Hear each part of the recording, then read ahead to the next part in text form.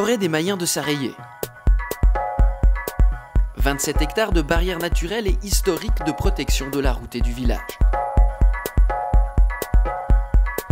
Mais depuis quelques décennies, la forêt vieillit, le bouclier se fend, le danger de voir des rochers atteindre les maisons en contrebas s'accroît. Pour contrer ce phénomène, les forestiers bagnards ont développé une technique d'intervention un peu particulière. Une fois abattus, les arbres sont destinés à rester au sol, un chaos de bois et de branches, mais un chaos volontaire et organisé. Le but, c'est d'avoir des arbres en travers pour justement stopper ces différentes pierres qui pourraient, si elles ne seraient pas arrêtées dans la forêt, atteindre la route et les chalets qui sont en aval. On a accentué l'effet protecteur, puis en enlevant justement ces vieux arbres qui sont instables, on permet justement aux cellules de rajeunissement d'obtenir plus de chaleur et de lumière qui permettront un meilleur dynamisme de ce rajeunissement.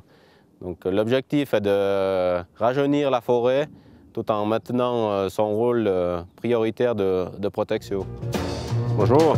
Un rôle et des interventions ciblées qu'il a fallu expliquer à la population, car cette forêt est privée, 83 parcelles pour 59 propriétaires. Dites-moi, alors ça reste comme ça?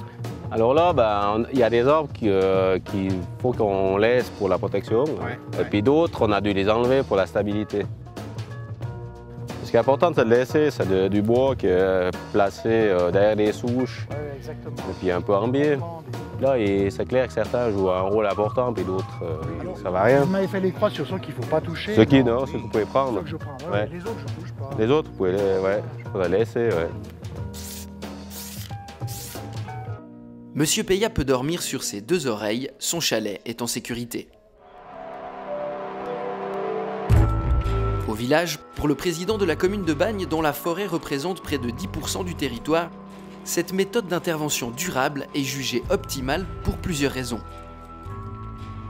Si on ne renforce pas le rôle de protection des forêts, il faut pallier au manque par d'autres installations type filets de protection qui s'intègrent très mal dans le paysage et puis qui ont des coûts nettement plus élevés, et également des coûts d'entretien assez réguliers et récurrents. Donc il est nécessaire d'intervenir dans ces forêts, c'est la manière la plus simple, voire la plus efficace, de protéger un village contre les chutes de pierres en amont. Et cette gestion intégrait des risques à la cote auprès des professionnels de la branche. Des forestiers valdôtains et savoyards sont venus à Sareyé pour s'inspirer de cette méthode de prévention moderne et respectueuse de la forêt.